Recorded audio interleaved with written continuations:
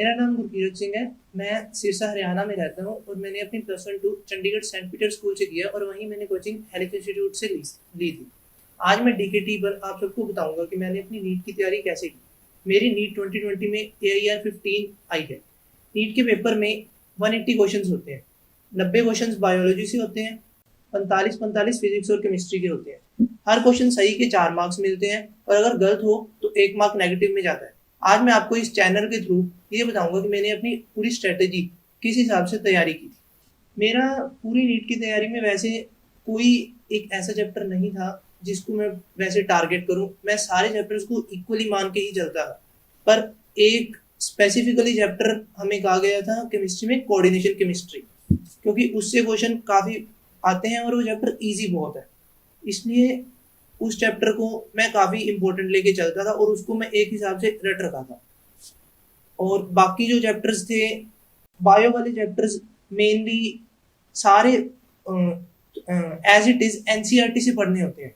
उनको बिल्कुल थोरो रीडिंग चाहिए होती है, कोई भी चीज मिस ना हो, क्योंकि उसमें से किसी भी लाइन से कोई भी क्वेश्चन बन जाते हैं। इसलिए बायो की एनसीईआरटी बहुत ज़्यादा मस्ट हो जाती है। फिजिक्स तो है सारी ऑलमोस्ट कंसेप्चुअल। अगर कॉन्सेप्ट्स आते हैं तो आप कुछ भी कर लोगे। फॉर्मूला बेस्ड हो जाते हैं पर 2-4 क्वेश्चन फिर भी रह जाते हैं। अगर कॉन्सेप्ट आते हैं तो आपके वो भी हो जाएंगे। और बाकी एक होती है किसी का फेवरेट सब्जेक्ट, केमिस्ट्री मेरा फेवरेट था। केमिस्ट्री में मैं हमेशा टाइम, पेपर में भी टाइम बचाने की कोशिश करता। केमिस्ट्री में जब पेपर में भी हुआ तो मैंने ऐसे टाइम सेट किया कि मेरे पास फिजिक्स के लिए 1.5 घंटा बचे एंड में, और फेवरेट होने के कारण वो जल्दी हो भी जाता है। मोल कंसेप्ट जब शुरू में किया था तब तो वो टाइम लेता था क्योंकि अभी नया नया था। फिर जैसे जैसे आगे आगे चैप्टर हुए, बाकी चैप्टर्स में भी उस चैप्टर का यूज हुआ, तो फिर वो चैप्टर इजी होता गया और एंड तक आगे ऐसे हो गया कि उस चैप्टर को देखने की जरूरत भी ना पड़े। पर फिर भी एक बार देखना चाहिए क्योंकि एंड में सारी थ्योरी हो जानी चाहिए।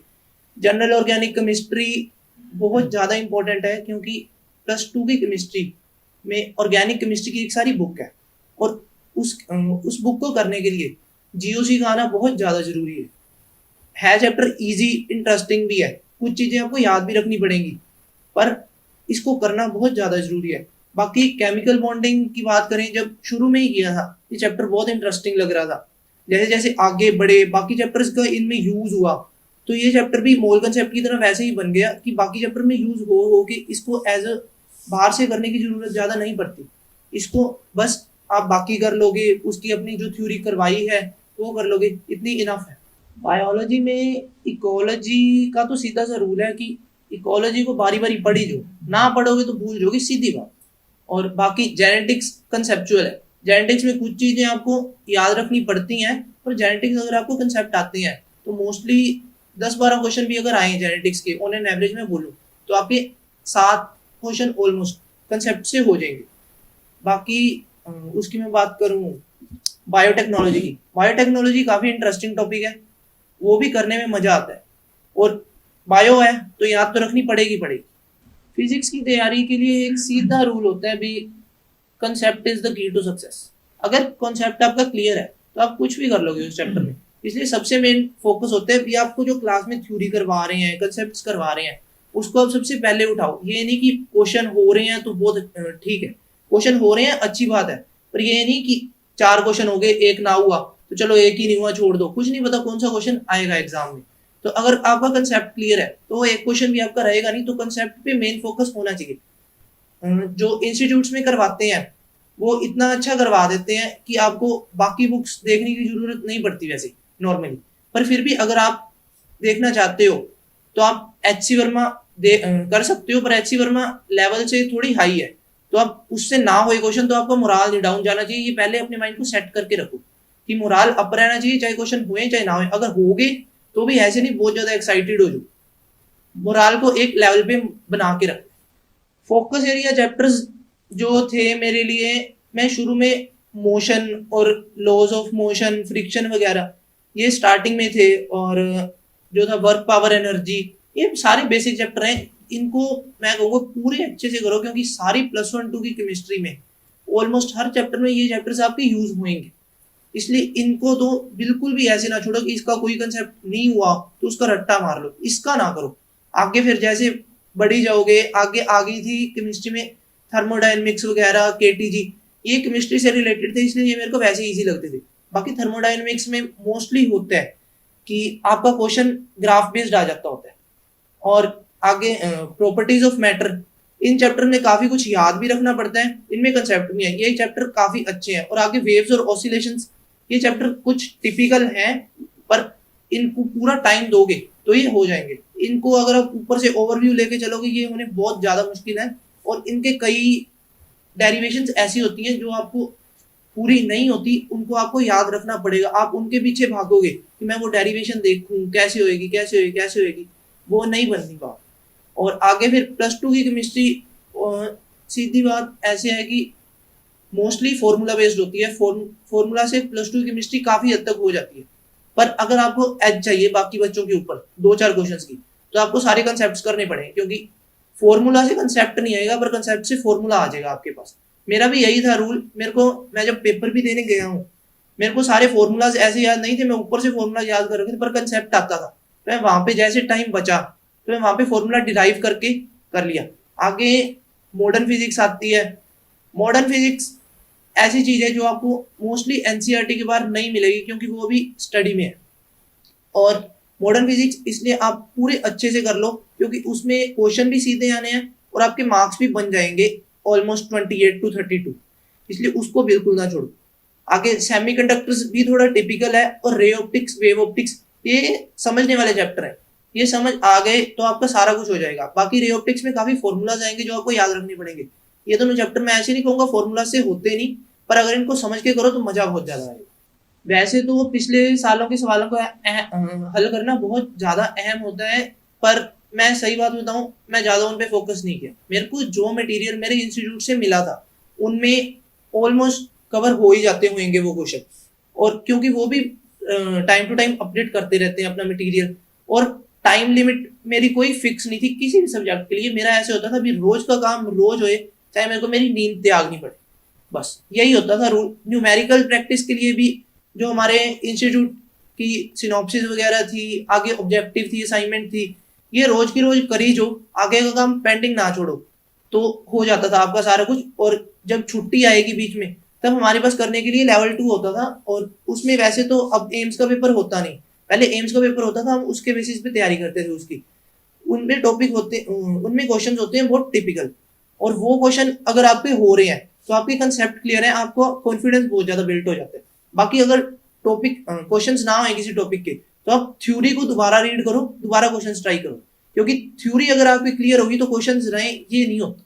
मॉक टेस्ट एंड में इंस्टीट्यूट वाले चल रहे थे लगातार, जब लॉकडाउन भी है उससे पहले भी एक शेड्यूल था, तब मॉक टेस्ट ज्यादा नहीं होने थे, पर जैसे जैसे आगे बढ़ी गया इंस्टीट्यूट वाले टेस्ट रखी गई, इसलिए बना रहा कॉन्टैक्ट। और उनमें मॉक टेस्ट में मेरा होता था भी मैं 2.5 घंटे में पेपर पूरा कर लूं, और उसके बाद एंड वाले आधे घंटे में मेरा ये टारगेट होता था जो मैं पीछे छोड़े हैं 5-6 क्वेश्चन, उनको मैं पूरे ध्यान से करूं, क्योंकि पहले अगर रश करके वो क्वेश्चन भी कर लेते हैं तो गलत होने के चांसेस बढ़ जाते हैं। अगर एक बार छोड़ दो तो गलत होने के चांसेस बहुत ज्यादा कम हो जाते हैं, क्योंकि अगर आपका बाद में नहीं हो रहा, आपके पास टाइम है, आप छोड़ भी सकते हो, और मन करे हो जाए तो आप कर भी सकते हो, इसलिए रश नहीं कर। कोचिंग की भूमिका बहुत ज्यादा अहम होती है। मैं तो बिल्कुल ऐसे कहूंगा, क्योंकि मैं 10th में था, मैं इतनी स्टडी को टाइम बिल्कुल भी नहीं देता था। वहां पे इंस्टीट्यूट में गए, टीचर्स की मोटिवेशन मिली, वहां के हमारे हेड थे उनकी बहुत ज्यादा मोटिवेशन मिली, तो कोचिंग ने मेरे अंदर कॉन्फिडेंस बिल्ड किया, जो मेरे अंदर था पर मेरे को दिख नहीं रहा था, उन्होंने वो चीज को बाहर निकाला। और सेल्फ स्टडी तो अगर कॉन्फिडेंस बिल्ड हो जाए तो खुद से ही बंदा एक्सपेक्ट करने लग जाता है कि मैं ये करूंगा, मैं ये करूंगा, ये करूंगा, इसलिए सेल्फ स्टडी का शेड्यूल बन ही जाता है। बस ये होता है कि सेल्फ स्टडी का एक शेड्यूल जो बन जाए उस पर टिके रहो, ये नहीं कि हफ्ता एक दूसरे हफ्ते चेंज कर लो। एक बनाना है वही 2 साल कंटिन्यू रखो, अगर नहीं सेट आ रहा तो चेंज करो, पर उस पर भी फोकस रहो, उस पर बंधे रहो। केमिस्ट्री की तैयारी तो मेरे लिए एक हिसाब से मैं कहूँगा इजी थी, क्योंकि केमिस्ट्री मेरा वहाँ पे ऑलमोस्ट फेवरेट सब्जेक्ट ही था। केमिस्ट्री में होते हैं 3 पार्ट्स, ऑर्गेनिक, इनऑर्गेनिक और फिजिकल। फिजिकल जो है वो कंसेप्चुअल बेस्ड है, फिजिक्स जैसा ही है ऑलमोस्ट। उसमें आपके अगर कॉन्सेप्ट्स आते हैं तो आप न्यूमेरिकल्स आराम से सोल्व कर लोगे, पर उसके लिए भी ओवर कॉन्फिडेंट नहीं होना, क्योंकि उनमें भी कई चीजें बन जाती हैं बहुत डिफिकल्ट, इसलिए वो कंसेप्चुअल बेस्ड हो जाते हैं।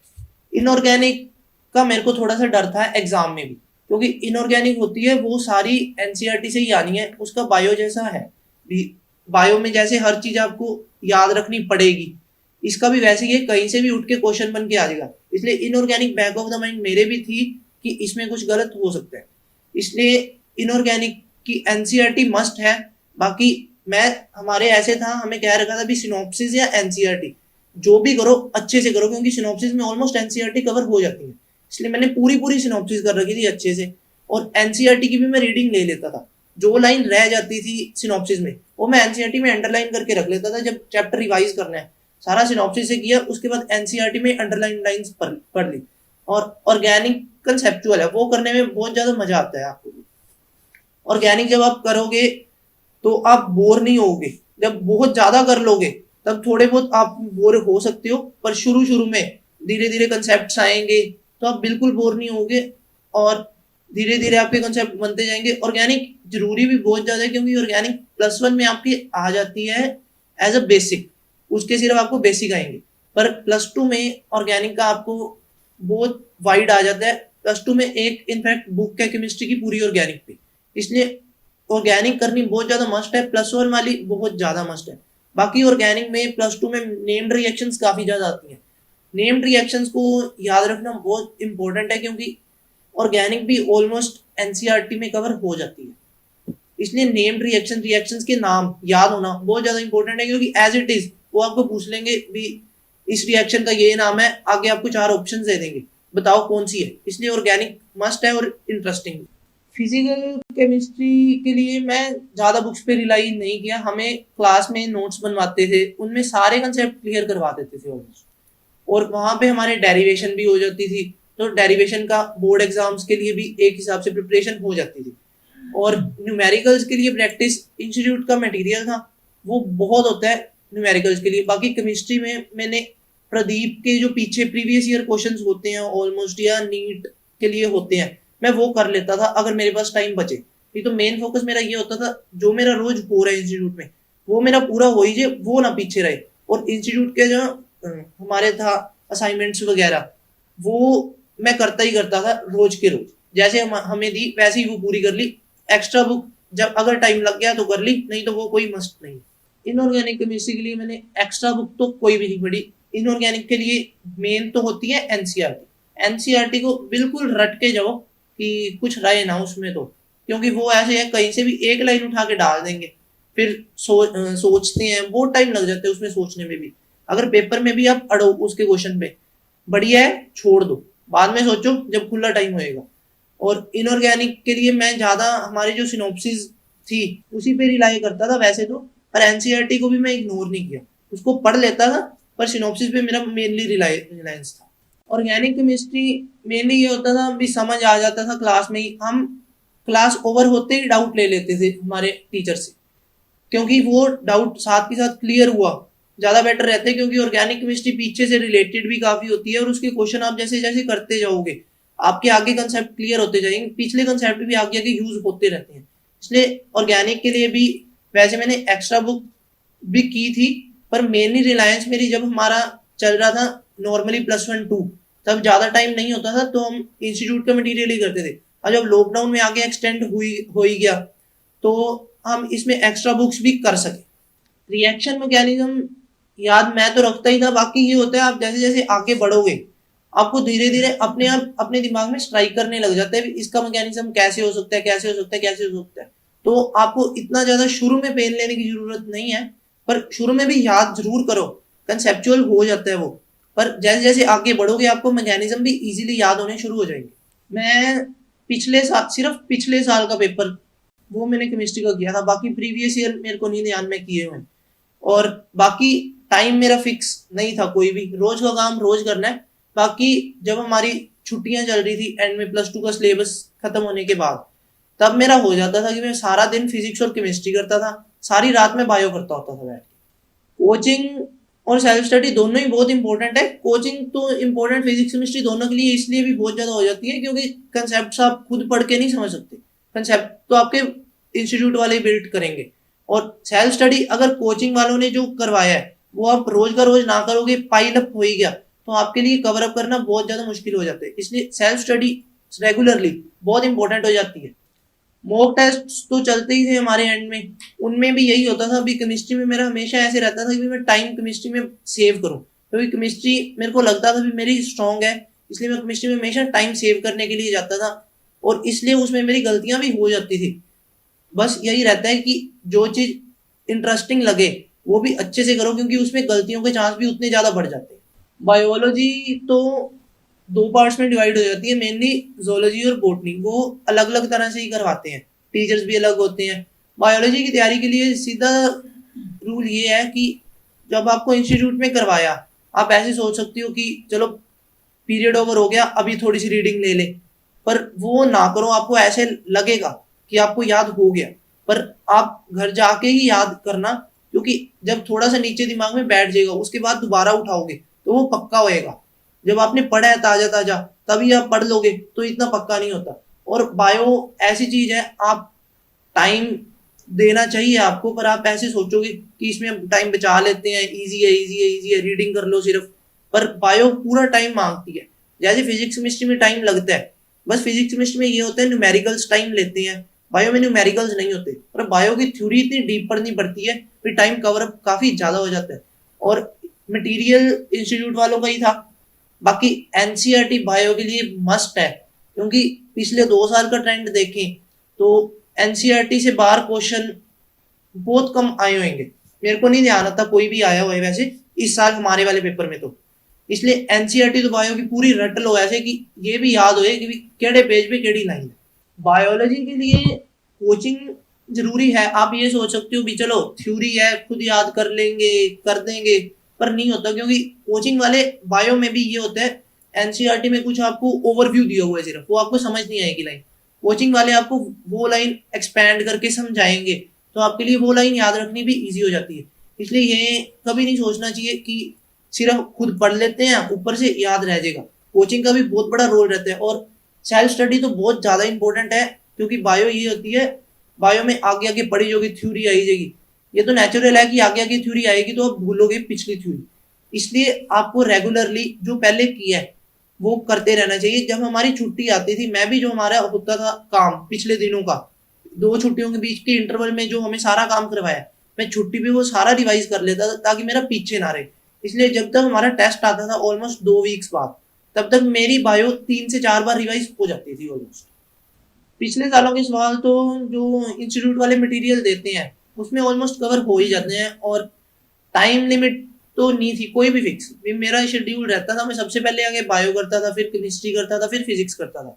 बस ये होता था भी जब टॉपिक अच्छे से पूरा होएगा मैं उसके बाद नेक्स्ट टॉपिक उठाऊंगा। ये कोई फिक्स नहीं था भी मैं 1 घंटा देना तो एक ही देना है, ये आधे में हो गया तो भी ठीक है, चाहे 2 लगे तो भी ठीक है। बस ये होता था रोज का रेगुलर शेड्यूल होता था, भी इतने घंटे में काम हो जाता है, क्योंकि इंस्टीट्यूट वाले भी ऐसे काम कभी नहीं करवाएंगे आपको कि आपको एक दिन बिल्कुल थोड़ा देंगे और अगले दिन इतना दे देंगे भी आपको 2 दिन कवर लग जाए उसको कवर करने में। उनका भी बैलेंस बना रहता है सब्जेक्ट्स में, इसलिए आपका एक शेड्यूल रेगुलर होना बहुत जरूरी है। ऐसे भी नहीं करना बायो केमिस्ट्री फिजिक्स फ्लक्चुएट कर लो। ये हो सकता है भी किसी दिन चलो आपको नींद आ रही है तो आप न्यूमेरिकल्स उठा लो, पर फिर भी आप उस नींद को कंट्रोल करके जो आपका रेगुलर शेड्यूल है उस पर बने रहो, that is well and good. Mock test तो वही चलते रहते थे जो होते थे मॉक टेस्ट, उनमें तीनों चीजें ही कवर हो जाती थी। बायोलॉजी का भी एवरेज रहता था अभी आपका 45 to 50 मिनट्स में कवर हो जाता था। बाकी जब अब लॉकडाउन चल रहा था तो ऑनलाइन में हो सकता था थोड़ी और भी जल्दी कवर हो जाए, क्योंकि आपने ओएमआर नहीं भरनी होती थी। क्योंकि बायो में ये होता है आपका फ्लो बन जाता है कभी कभी, और फ्लो में ओएमआर में सीरीज गलत होने के चांसेस बहुत ज्यादा रहते हैं। ऑनलाइन टेस्ट में सीरीज गलत होने के चांसेस नहीं रहते इतने। इसलिए फ्लो में ये भी ध्यान रखना भी हर क्वेश्चन पे आप चेक कर लो भी क्वेश्चन पेपर पे भी यही क्वेश्चन नंबर है, ओएमआर शीट पे भी यही क्वेश्चन नंबर हो। क्योंकि अगर आपकी सीरीज गलत हुई तो 4-5 क्वेश्चन जाएंगे और वो आपके लिए बहुत ज्यादा रैंक को नीचे ले आएगा, जिस हिसाब से आजकल ट्रेंड चल रहा है। ये मैं आपको सही बताऊं, मैं ये चीज ध्यान शुरू से एंड तक नहीं रखी। मेरा ये था सारे चैप्टर बराबर है, 11वीं के भी 12वीं की, क्योंकि अगर आप ये थोड़ा सोच लो भी ये चैप्टर इंपॉर्टेंट है दूसरा नहीं है, तो अब एंड में अगर आपके पास ऐसे हो जाए भी टाइम थोड़ा लिमिटेड है और सारे चैप्टर पूरे होने मुश्किल है, आप ये सोचोगे मैं इंपॉर्टेंट वाला कर लेता हूँ, जो नहीं इंपॉर्टेंट उसको छोड़ देता हूँ, और कुछ नहीं पता आपको कहाँ से कब क्वेश्चन आएगा। इसलिए सारे चैप्टर इक्वली इंपॉर्टेंट लेके चलो, सारों को ऐसे टाइम दो जैसे वो मांगे। सारे चैप्टर इतना ज्यादा टाइम नहीं मांगेंगे, कई चैप्टर 2 घंटे में भी होंगे, कई 6-6 घंटे भी लेंगे, तो सारों को उसके हिसाब से टाइम दो। ये फिक्स नहीं रखना भी मैं एक चैप्टर 2 घंटे में ही करना है। मेरे हिसाब से +1 से तैयारी शुरू करना ठीक है, क्योंकि ज्यादा पहले भी अगर आप करोगे तो ये हो सकता है भी आप एंड तक आते आते फेडअप हो जाओ, क्योंकि थ्योरी बहुत ज्यादा होती है इस लाइन में। और अब जब हमारा भी लॉकडाउन चल रहा था तो हम भी थोड़े बहुत बीच में फेडअप हो गए थे। बस चीज ये रहती है भी आप छोड़ो ना बीच में कभी भी, चाहे थोड़ा सा पढ़ो पर पढ़ो, रोज का करो। ऐसे नहीं भी आपने अगर महीना बीच में छोड़ दिया, उसके बाद पीछे वाला फ्लो को कवर अप करना बहुत मुश्किल हो जाता है आपके लिए। मेरी पढ़ाई का रूटीन आमतौर पर होता था, हमारी होती थी वहां पर इवनिंग क्लासेस। उसके बाद मैं मेनली रात को पढ़ने के लिए ज़्यादा प्रेफर करता था, क्योंकि रात को एक तो शोर बहुत कम होता है, वहाँ पे ट्रैफिक वगैरह की भी आवाजें बाहर से कम आएंगी, और रात को शांति होती थी, रात को डिस्टरबेंस कम होती थी। बाकी रात को मेरा पहले से जागने का रूटीन बना हुआ था, मैं 9-10 से ही शायद रात को ही जाग के करता था, तो मेरे लिए वो आदत मेरी आगे बढ़ाना ईजी रह गया। और रात को जब मैं करता था, बीच में थोड़ा सा ब्रेक भी चाहिए होता था। मेरे वहाँ पे हॉस्टल मेट्स इतने अच्छे थे, मैं जब मर्जी उनके पास चल जाऊँ, हमने थोड़ा सा ब्रेक लेना होता था, 2-3 घंटे पढ़े लगातार, उसके बाद हमारा ब्रेक होता था 10 मिनट सो गए। इसलिए रात को ये भी होता था 10 मिनट सो गए, फिर उसके बाद दोबारा आए 2-3 घंटे पढ़े, उसके बाद तो सोना ही होता था। रात को शोर कम होने के कारण ये सिस्टम होता था, और रात को थोड़ा सा ये होता था भी खाने का मुश्किल होता था सिस्टम, क्योंकि हमारे जो वार्डन थे वो सो जाते थे। इसलिए बाकी हॉस्टल वालों से मांग लो, या फिर खुद के कमरे खुद पड़ा है तो वो खा लो, क्योंकि थोड़ा सा खाना पड़ेगा, नहीं तो पेट आपका खराब हो जाएगा। मैं ज़्यादा अलग अलग वक्त नहीं रखा, क्योंकि जो हमें इंस्टीट्यूट में करवाते थे, हमें उसी में पूरी डेरिवेशंस भी कवर हो जाती थी, तो आपकी जो 12वीं 11वीं की जो भी तैयारी है वो उसमें ऑलमोस्ट कवर अप हो जाती है।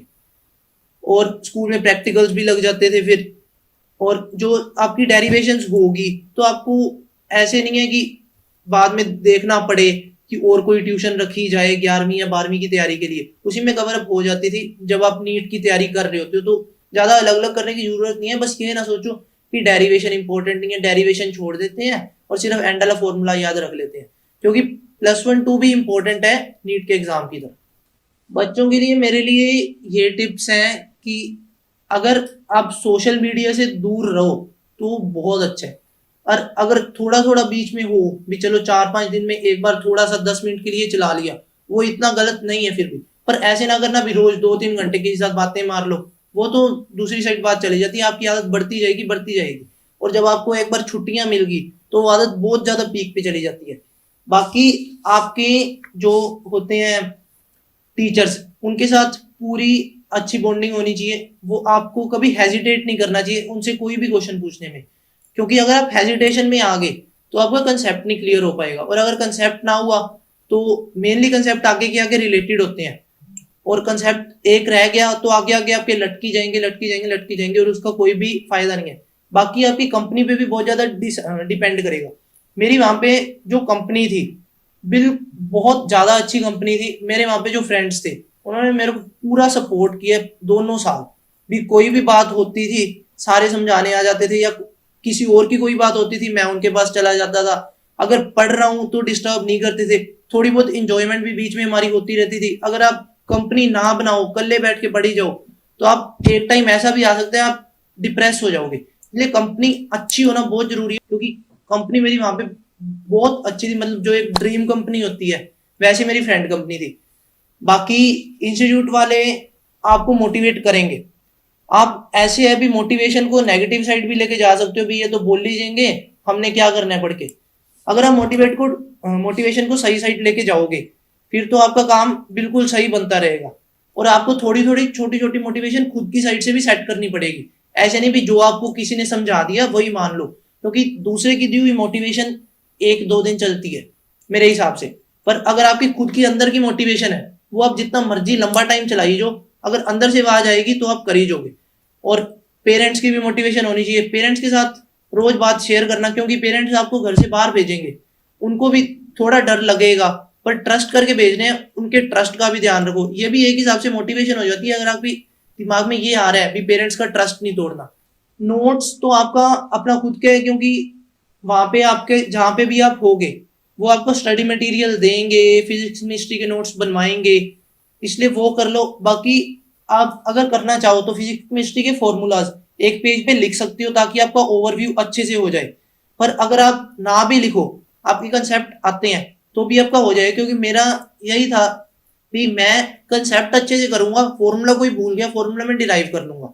और परीक्षा हॉल में चीज मेंटल पे आ जाती है, जितना आप अपने दिमाग को कंट्रोल कर लोगे उतना आपका एग्जाम अच्छा जाएगा, क्योंकि वहां पे जितने बच्चे आए होते हैं पढ़ा सबने तकरीबन बराबर होता है, बस चक्कर ये रह जाता है भी जो वहां पे अपने माइंड को कंट्रोल कर गया वो मार्क्स ले जाएगा, जो 2-3 क्वेश्चन नहीं हुए उन पे पैनिक कर गया वो फिर रह जाता है। 2-3 क्वेश्चन नहीं हुए तो आप छोड़ दो, आगे जाओ, उनको एक बार भूल जाओ, क्योंकि अगर आप उनको दिमाग में भी रखोगे तो अगले क्वेश्चन में आपका ऑप्शन गलत मार्क हो इसका भी चांस रह जाता है। और बाकी छोटी छोटी चीजें होती हैं जैसे OMR को बबल करना, वो भी बहुत ज्यादा ध्यान से करना चाहिए, क्योंकि मेरी आदत थी, मैं हमारे जो टेस्ट होते थे रेगुलर मैं उनमें गलत बबल कर देता होता था 1-2 क्वेश्चन, और उस करके ही मेरी रैंक थोड़ी पीछे चली जाती थी। इसलिए OMR को बबल करने की आदत बहुत ज्यादा जरूरी है आपकी बनानी। और बाकी मेंटल सपोर्ट, बाकी आप वहां पे कहीं पे भी जाओ भगवान के साथ जरूर जुड़े रहो, क्योंकि मेरा मेंटल सपोर्ट वहां पे बहुत ज्यादा था। मेरा रोज मैं गुरुद्वारा साहब जाता था वहां पे, और वहां पे जाते थे बिल्कुल शांति होती थी, तो आपके दिमाग से जो नेगेटिव थॉट्स आ रहे हैं निकल जाते थे, आपके दिमाग में आती पॉजिटिविटी थी। आप वहां पे और किसी चीज को टारगेट ही ना करोगे पढ़ाई को लेके तो आपके दिमाग में अपने आप आनी वो बंद हो जाएंगी। पहले दिमाग में बहुत सारा गंद भरा होता है पर वो अपने आप धीरे धीरे वॉश आउट हो जाते हैं। इसलिए खुद के ऊपर सेल्फ कॉन्फिडेंस होना भी बहुत ज्यादा इंपॉर्टेंट है, पेरेंट्स का भी सपोर्ट इंपॉर्टेंट है। मेरे केस में वो बहुत ज्यादा थी, भगवान साथ भी जुड़े रहना इंपॉर्टेंट है, मेरा वो भी वहां पे बहुत ज्यादा था। बाकी ये है भी कई आपके टेस्ट होंगे बीच में जिनमें आपके मार्क्स थोड़े कम आएंगे, इसलिए मोराल डाउन नहीं करना, क्योंकि हमारे वहां पे सर हमें कहते होते थे कि आपकी रैंक ज्यादा मैटर करती है मार्क्स में, क्योंकि जब टेस्ट इजी होएगा तो मार्क्स सारों के आएंगे, अगर टेस्ट मुश्किल होएगा तो मार्क्स किसी के नहीं आएंगे, पर रैंक आपकी अगर वहीं पे रह रही है वो फिर भी ठीक है। इसलिए आप टारगेट करो, छोटे छोटे गोल बनाओ, पर ये है भी जो एक अल्टीमेट गोल बनाना है वो एक ऐसा बनाओ जो अचीव करने के लिए आपको सारा सारा दिन सारी रात आपको सपने में भी पढ़ाई है। मैं MBBS तो मेरा शुरू से ही टारगेट था, अभी मैं एम्स दिल्ली से करूं, अब मेरे को फॉर्चुनेटली वो मिल ही जाएगा, तो अगली मंजिल अभी बहुत दूर है, अभी 5 साल पढ़ना है, तब सोचेंगे वो कब कर। ये भी एक चीज है कि आपको जो इंस्टीट्यूट में टेस्ट होंगे उनको आप इंपॉर्टेंट लेना, ऐसे ना मानना कि इंस्टीट्यूट वाले टेस्ट में चलो नंबर नहीं आ रहे एकदम से नीट में जाके फट्टे जग देंगे, ये चीज नहीं होती। आपके इंस्टीट्यूट में जो आएंगे वही परफॉर्मेंस मोस्टली वहीं पे होती है, कई बार हो जाता है एक्सेप्शन हो जाए, पर फिर भी आपको ध्यान रखना चाहिए कि इंस्टीट्यूट में भी आपका रेगुलरली बना रहे पढ़ने। अगर आपको ये वीडियो अच्छा लगा हो तो आप इसको लाइक शेयर और कमेंट करके जरूर बताना, और इस चैनल को सब्सक्राइब करना, और अगर आपको कोई हेल्प चाहिए हो तो मेरे साथ आप कॉन्टैक्ट कर सकते हैं।